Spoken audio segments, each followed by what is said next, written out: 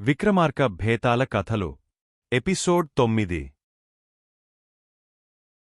వేదశర్మ కథ. విక్రమార్కుడు తిరిగే భేతాళుని బంధించినాడు. భుజముపై వేసుకొని వస్తుండగా భేతాళుడు ఇంకొక కథ ప్రారంభించినాడు. విక్రమార్క మహీపాల. పూర్వం వింధ్యారణ్య ప్రాంతములో ఒక గ్రామంలో వేదశర్మ అను బ్రాహ్మణుడు ఉండేవాడు.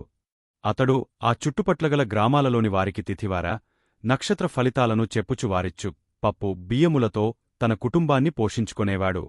వేదశర్మ భార్య సుశీల. వారికి చాలా కాలానికి ఒక పుత్రుడు పుట్టాడు. ఆ బాలునివారు చాలా గారాబంతో పెంచుకొనేవారు. క్రమంగా ఆ బాలుడు అంబాడడు నుంచి తప్పటడుగులు వేసే ప్రాయానికి వచ్చాడు. అనగా 2వ ఏడు వచ్చింది బాలునికి. వేదశర్మ ప్రతిరోజూ ఆయవారానికి ప్రక్క గ్రామాలకు పోయి తాను సంపాదించిన వానితో సంతుష్టిగా హాయిగా తన కుటుంబాన్ని పోషించుకొనేవాడు. ఒకనాడు వేదశర్మ ప్రక్క గ్రామాలకు పోయి తిరిగి తన గ్రామానికి వస్తుండగా కనుచికటి ప్రారంభమైంది. అయినా వేదశర్మ ఇంటికి పోయినగాని మరునాటికి తిండి ఉండదు. తోడుకోసం కొంతసేపు ఎదురుచూశాడు. ఎవ్వరు వస్తున్న జాడ కనిపించలేదు. అందువల్ల దైవంపై భారం వేసి బయలుదేరాడు. అలా వస్తున్న వేదశర్మకు ఒక బ్రహ్మరాక్షసి ఎదురై ఇలా అంది: నరుడా, నరమాంసం కొరకు ఈ అడవి అంతా గాలిస్తూ వస్తున్నాను. నా శ్రమ ఫలించింది అంటూ వికటంగా నవ్వుతూ అతనిమీదికి వచ్చింది. వేదశర్మకు ఆ రాక్షసిని చూడగానేపై ప్రాణాలుపైనే ఎగరిపోయాయి. భయంతో గడగడ వణికిపోతూ ఇలా అన్నాడు: రాక్షసరాజా, నీకు చిక్కినవాణ్ణి నీకు కాకుండా ఎక్కడికి పోతాను?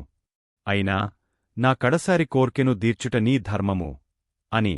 రక్కసుడు ఆలోచించి, సరే, ఏమిటి అది వివరించు అన్నాడు. ముందుగా నాకు వాగ్దానం గావించు అని చేయిసాచాడు బ్రాహ్మణుడు. రాక్షసుడు బ్రాహ్మణుని ఎగాదిగజూచి, నీ ప్రాణములు తక్క ఏదైనా నీ కోరిక నెరవేరుస్తాను అని చేతిలో చేయివేశాడు. రాక్షసరాజా, మా ఇల్లు చాలా దగ్గరగానే ఉంది. నాకు లేక లేక కలిగిన 2 ఏండ్ల పుత్రుడు ఉన్నాడు. భార్య సుశీల ఉంది. ఇంక మా ఇంట ఎవ్వరూ లేరు. ఒకసారి వారిని చూచి వస్తాను. వారికి తగిన నీడ అంటే మా బంధువుల ఇంటికి పొమ్మని చెప్పివస్తాను. నా భార్య మహాసాధ్వి, నా మాట మన్నిస్తుంది. నేను తెల్లవారకుండగనే వచ్చి నీకు ఆహారమవుతాను అని విన్నవించుకొన్నాడు. బ్రహ్మరాక్షసుడు, ఇంటికి వెళ్ళి నీవు తిరిగవస్తావా? అయినా నేను వాగ్దానం చేశాను. బలవంతంగా నా చేత చేయించావు. కాబట్టి వెళ్ళరా. తెల్లవారకుండగారా. ఇక్కడనే ఉంటాను అని పంపించాడు. వేదశర్మ బ్రహ్మానందంతో ఇంటికి వచ్చాడు. భార్యకు జరిగినది అంతా చెప్పాడు. సాధ్వి, ప్రాణము పోయే సమయం వచ్చినా అసత్యమాడవద్దని అందరికీ చెప్పేవాడిని. భగవంతుడు నాకే ఈ పరీక్ష పెట్టాడు. నాకు వెళ్లడానికి అనుమతి సంతోషంతో నీపు, బాబూ, మీ అమ్మగారింటికి వెళ్ళండి. సదా మిము భగవంతుడే కాపాడుతాడు అని బోధించి వేదశర్మ తిరిగే చెట్టువద్దకు వచ్చాడు. బ్రహ్మరాక్షసుడు బ్రాహ్మణునికి రాకతో మిక్కిలి ఆనందం చెందాడు. ఓ బ్రాహ్మణోత్తమా, నీ సత్యవచనానికి, నీ శీలానికి ఎంతో మురిపం కలిగింది. నీ వంటి సదాబ్రహ్మణులు ఇంకా ఈ లోకంలో ఉన్నారంటే త్రిమూర్తులుగూడా హర్షిస్తారు. నీ వంటి పూజ్యుని చంపి నేను నరకానికి పోలేను. నీవు హాయిగా పోయి నీ భార్యపుత్రులతో సుఖంగా జీవించు అని పలుకుచూ అపారమైన బంగారాన్ని బహూకరించి పంపిచేశాడు. మహారాజా, విన్నావుగదా కథ. ఇందులో బ్రహ్మరాక్షసుడు గొప్పవాడా, బ్రాహ్మణుడు గొప్పవాడా అని ప్రశ్నించాడు. విక్రమార్కుడు ఆలోచించి, భేతాళా, బ్రాహ్మణుడు స్వార్థాన్ని ఆశించినవాడు. బ్రహరాక్షసుడు నరమాంస భక్షకుడు అయినా మంచి ఆకలి సమయానికి దొరికిన ఆహారాన్నిగూడా స్వార్థము కోసంగాక మాటను నిలుపుకొన్నాడు. బ్రాహ్మణుని విడిచివేశాడు. పైగా తరతరాలకు వానికి భోజనవసతి ఏర్పాటుచేశాడు. బంగారము నిచ్చి. కావున నా దృష్టిలో బ్రహ్మరాక్షసుడే గొప్ప అన్నాడు. ఈ విధంగా మౌనభంగం కావడంతో భేతాళుడు ఎగిరిపోయాడు. విక్రమార్కుడు తిరిగ వృక్షము దిక్కు పయనం సాగించాడు. వ్యాఘ్ర భల్లుకముల కథ. విక్రమార్కుడు తిరిగ వృక్షము చేరుకొన్నాడు. భేతాళుని బంధించి భుజముపై వేసుకుని సన్యాసి ఆశ్రమానికి చేరుటకు బయలుదేరాడు. తప్పించుకొనే మార్గము తెలిసికున్న భేతాళుడు విక్రమార్కునికి ఈ క్రింది కథ చెప్పుటకు ప్రారంభించాడు.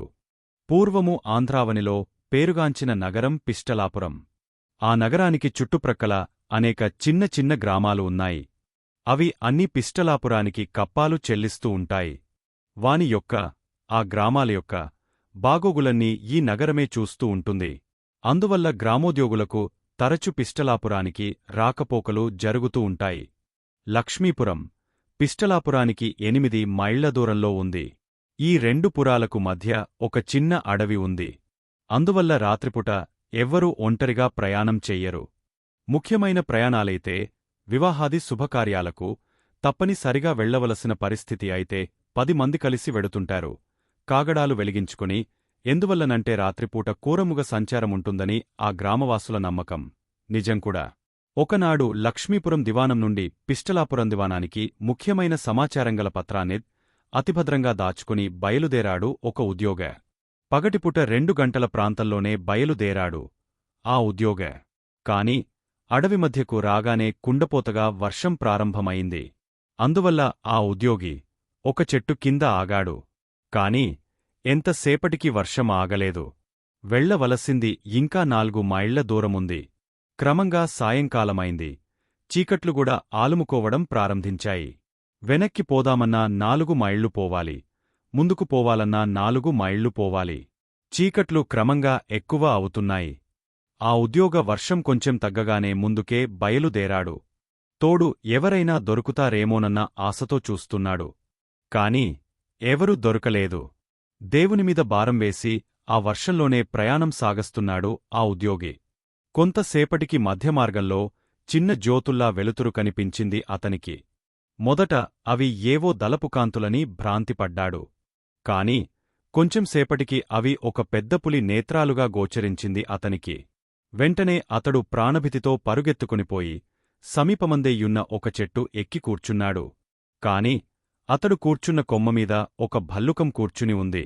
కంగారుగా ప్రాణభీతితో ఎక్కిన ఉద్యోగ దాని ప్రక్కనే కూర్చున్నాడు.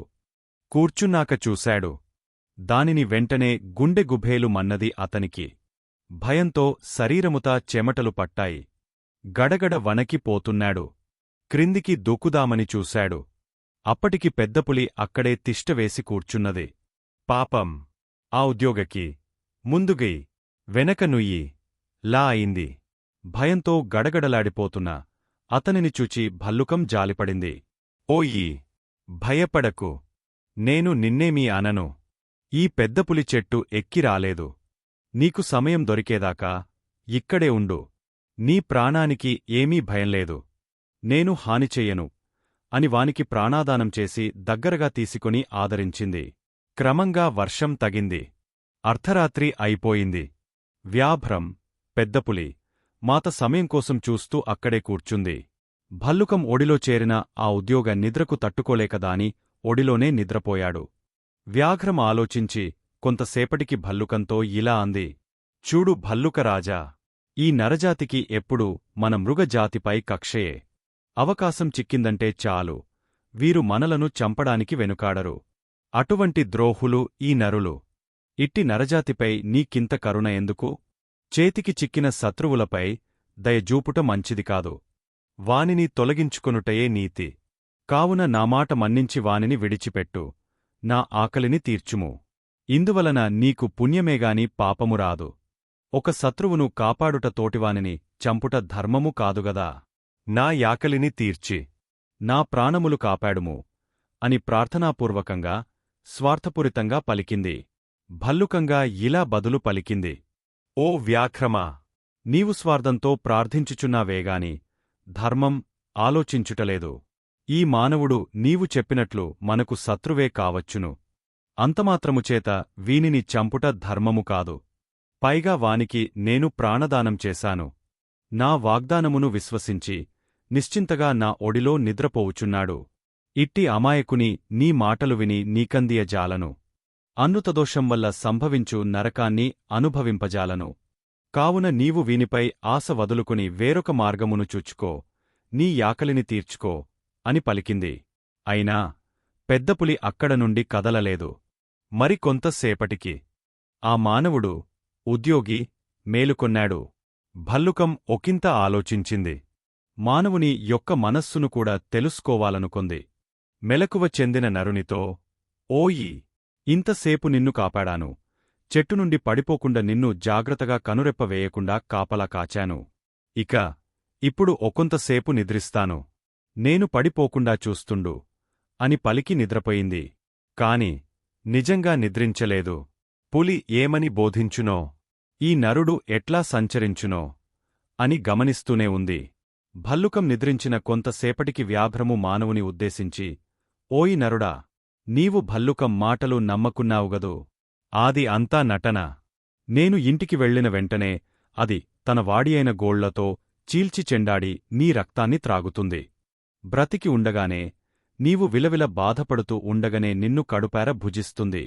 నా మాటలు నమ్ము. దాని కల్లబొల్లి మాటలకు పొంగపోకు. లొంగపోయావా, నీవు యమయాతన పడుచూ మరణిస్తావు. చూస్తూ చూస్తూ అట్టి ఘోరమరణానికి పాలుగాకు. అది ఇప్పుడు మంచి నిద్రలో ఉంది. దానిని కిందికి తోసివేయి.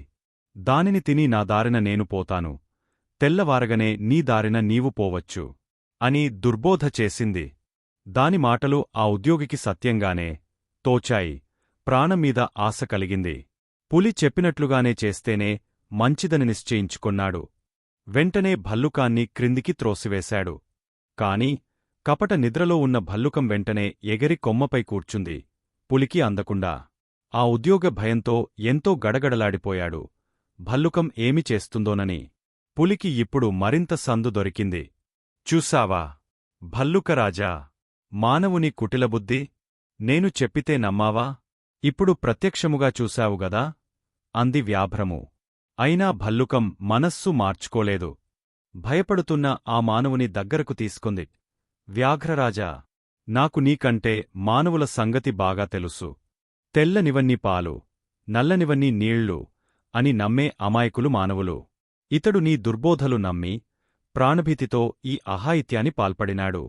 నీవు ఇలా ఏదో దుర్బోధ చేస్తావనే యూహించి ఇలా పండుకొన్నట్లు నటించాను. నా ఊహ నిజమైంది. తెల్ల వారవస్తుంది. పోయి వేరే విధంగా నీ యాకలి తీర్చుకో అని భల్లుకం దానికి సలహా ఇచ్చింది. అప్పటికి బాగా తెల్లవారింది. అందువలన పులి ఇక తన యాటలు సాగవని తలంచి వెళ్ళిపోయింది. అప్పుడు భల్లుకం మానవుని ఉద్దేశించి, ఓయి, భయపడకుము. నిన్నేమీ చేయను. అయినా నీవు స్వార్థపరుడవై ఎదుటివారికి హాని తెచ్చే కార్యాలు పొరబాటున కూడా చేయకు. ఇదే నేను నీకు చేస్తున్న హెచ్చరిక అని చెప్పింది. ఆ ఉద్యోగ దానికి మనసారా నమస్కరించాడు పశ్చాత్తాపముతో. ఇంతలో కొంతమంది అటు రావడం చూచి చెట్టుదిగ వారితో వెళ్ళిపోయాడు. మహారాజా, విన్నావుగదా వ్యాఘ్ర భల్లుకముల కథ. ఈ మువ్వురిలో ఎవరి గుణము హర్షించతగ్గదో చెప్పగలవా అని భేతాళుడు ప్రశ్నించాడు విక్రమార్కుని. వేతాళా, ప్రాణదానం గావించి తన వాగ్దానము నిల్పుకున్న భల్లుకము యొక్క గుణమే ప్రధానమైనది, హర్షించతగ్గది కూడా అని విక్రమార్కుడు బదులు చెప్పాడు. ఈ విధంగా మౌనభంగం కావడంతోనే భేతాళుడు ఎగిరిపోయి చెట్లు నాశ్రయించాడు. విక్రమార్కుడు తన పట్టువిడలేదు. తిరిగి చెట్టు వైపు ప్రయాణం సాగించాడు.